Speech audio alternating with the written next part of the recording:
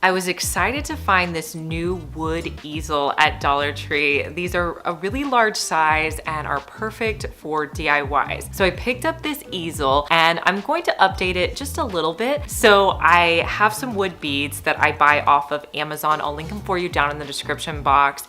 I'm gonna hot glue these wood beads to the bottom of my easel just to kind of finish off the legs on the easel.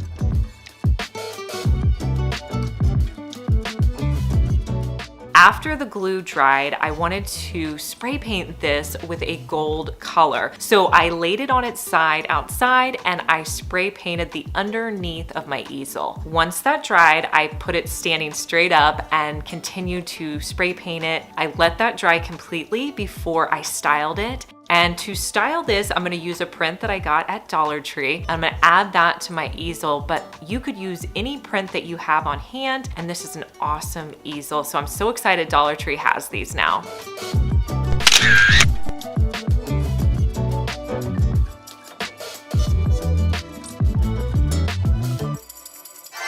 For my next project, I wanted to create a yarn bowl, but actually I made a lot of mistakes along the way. I'm gonna share with you what those are, so hopefully you don't make the same mistakes that I made.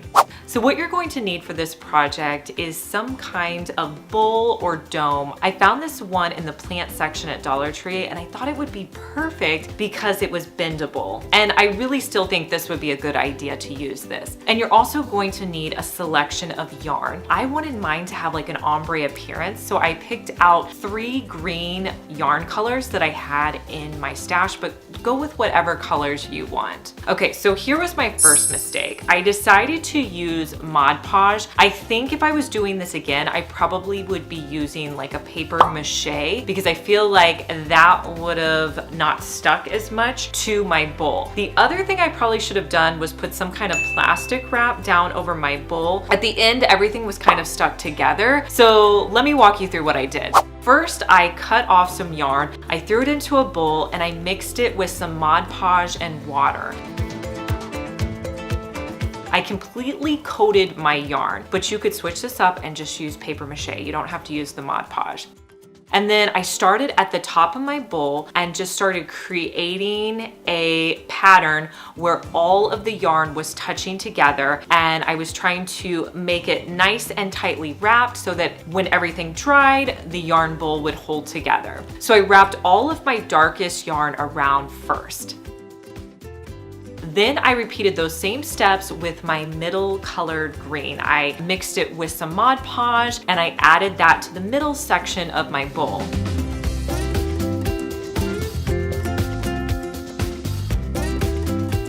I did the same thing with the light color.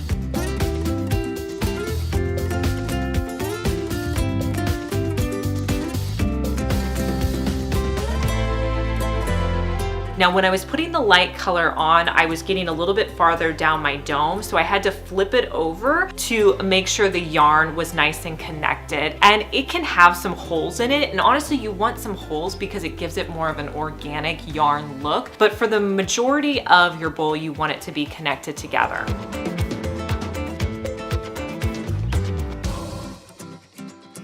Now I let this dry for honestly a couple of days before I came back to the project. Overnight would be fine. But what happened was when I tried to disconnect the plastic from the yarn, it was sticking together. So I think if I would have put some plastic wrap in between, it may have released better as well. So I definitely struggled with it. I was cutting the plastic, trying to yank it up. At some point I was thinking this is gonna fall completely apart and it's not gonna work.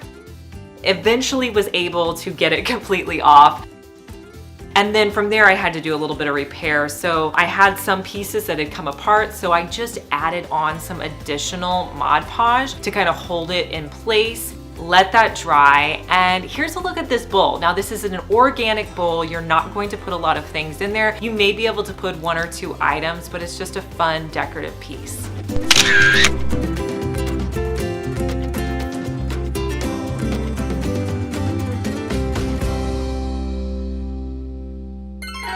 This time of year, all of the major paint brands will put out their paint colors of the year. And it's really interesting to see the different ones that are considered popular. One of the colors I loved was by the brand Sherwin-Williams. It was this color called Redend Point. It's this really pretty blushy mauvey pink. I can't wait to use it for this year. So I picked up a sample. That's kind of one of my tricks. If you want to use paint in your home decor, just get a sample of it and you can use it for all your different projects. So when I was at Dollar Tree, I found these 3 vases, gorgeous, but I didn't like the color of them. I wanted them to be a little bit more matte, a little bit more modern. So I'm going to use my foam brush to paint 2 coats of the Redend Point sample paint that I got onto these containers.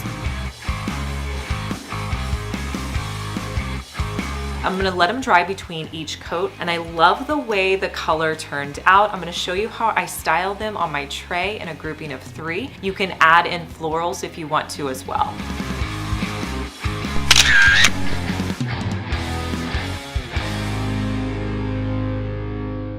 Hey guys, I'm Liz and you're watching my second DIY channel where I post daily DIY videos. You may be familiar with my main channel, Liz Fenwick DIY, but I'm glad that you found me over here on my second channel. Make sure that you're subscribed so you just get notified every day when I post our daily DIY video.